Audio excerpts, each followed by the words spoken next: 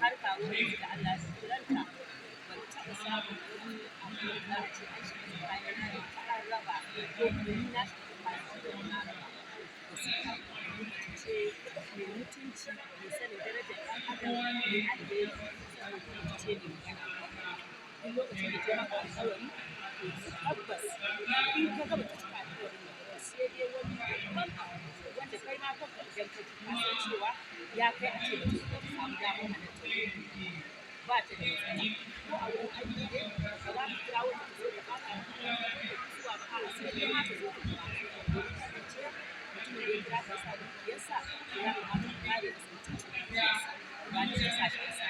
ita tana da kyawawan halaye ga alheri ba ta da tsammani wanda ya kamata ta kira ta ba ta ko su ta masa saboda ta zo da albarkaci rasuwarta ta hanya wadda ta fi dacewa sannan mutum ta zama mana daidai a wata ne za mu mai da kamar sa to godiya muke a rana ta ƙarshe da watan azumin